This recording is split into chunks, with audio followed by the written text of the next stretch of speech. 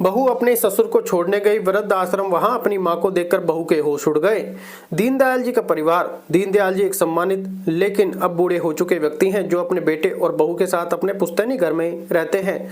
उनका घर पहले खुशियों से भरा हुआ था, लेकिन अब वहां के वातावरण में ठंडापन आ गया था। उनके बेटे विजय और बहू संगीता ने पिछले कुछ सालों में अपनी प्राथमिकताएं बदल ली थीं।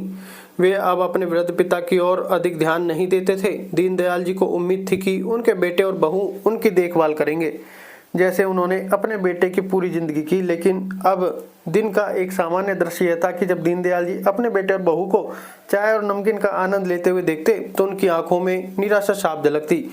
उन्हें उम्मीद थी कि शायद एक बार उनके बेटे बहू भी उन्हें बुला लेंगे, लेकिन ऐसा कभी नहीं हुआ। दीनदयाल जी अपने कमरे में वापस जाते हैं, जहां उनकी स्वर्गवासी पत्नी की तस्वीर दीवार पर टंगी हुई थी। वे उसे उतारते हैं और अपने सीने से लगा लेते हैं। आंखों में आंसू भराते हैं और वे अपनी पत्नी से बातें करने लगते हैं। काश तुम होती, उन्होंने कांपती आवाज में कहा। जब तुम घर पर होती थी तो हमेशा मुझे पहले खाने के लिए बुलाती थी, लेकिन आज कोई भी मेरी परवाह नहीं करता। इस तरह वे अपनी पत्नी की यादों में खो जाते हैं और पुरानी बातों को याद करते हैं। उनकी पत्नी उन्हें प्यार से बुलाकर खाने के लिए कहती थी और दीनदयाल जी को उस समय की बहुत याद आती है। इस अकेलेपन और उपेक्षा से थककर दीनदयाल जी एक दिन निर्णय लेते हैं कि अब और सहन नहीं कर सकते। वे अपने पुराने दोस्त को फोन लगाते हैं, जो पहले से ही वृद्धाश्रम में रह रहा था। मित्र, अब मैं भी तुम्हारे पास ही आ रहा हूँ, उन्होंने फोन करके कहा। अब और यह बर्दाश्त नहीं होता। उनका दोस्त हैरान हो जाता है, लेकिन तुम तो बड़े घर के मालिक हो, इतनी संपत्ति और परिवार होते हुए भी तुम्हें वृद्धाश्रम आने की जरूरत क्या पड़ गई। दीनदयाल जी की आवाज में दर्द था। धन दौलत का क्या मतलब जब परिवार ही साथ न हो। दीनदयाल जी ने अपने कुछ कपड़े एक छोटे से बैग में रखे और घर से निकलने का निर्णय कर लिया। जाते समय उन्होंने एक बार पीछे मुड़कर अपने घर को देखा। घर जो कभी उनके जीवन का केंद्र था, अब उन्हें पराया लगने लगा था। जैसे ही वे घर से बाहर निकले, विजय और संगीता ने एक बार भी उनसे नहीं पूछा कि वे कहाँ जा रहे हैं।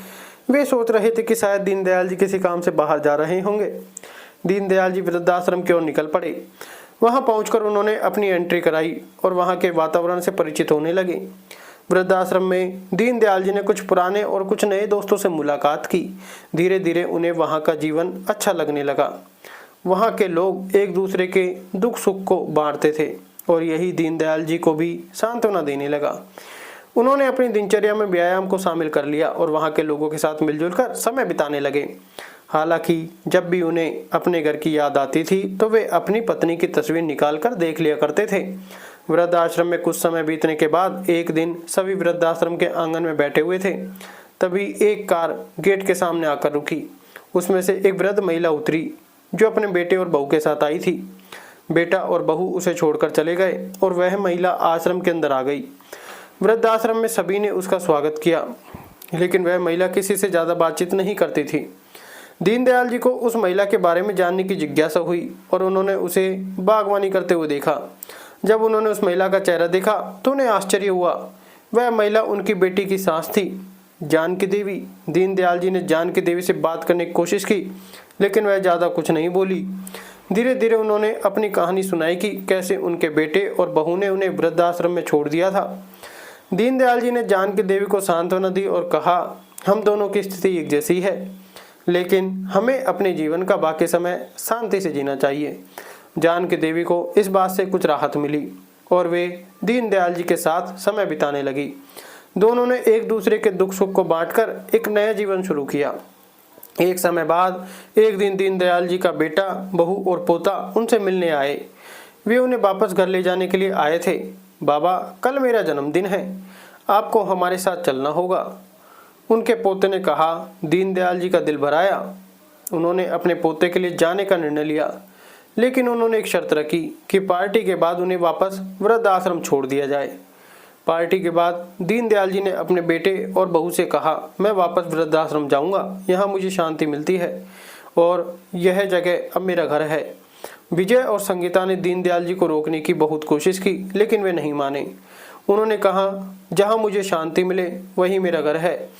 दीनदयाल जी और जानकी देवी ने वृद्धाश्रम में ही रहने का निर्णय किया। अब वे वहाँ अपने नए दोस्तों के साथ आनंद से रहते थे। दोनों ने अपने परिवार से दूरी बना ली। लेकिन वे जानते थे कि यह निर्णय उनके लिए सबसे सही था। कहानी का अंत इसी संदेश के साथ होता है कि माता पिता का सम्मान और उनकी देखभाल हर संतान का कर्तव्य है। अगर हम अपने माता पिता की देखभाल नहीं करेंगे तो हमें भी भविष्य में उसी स्थिति का सामना करना पड़ सकता है। धन्यवाद।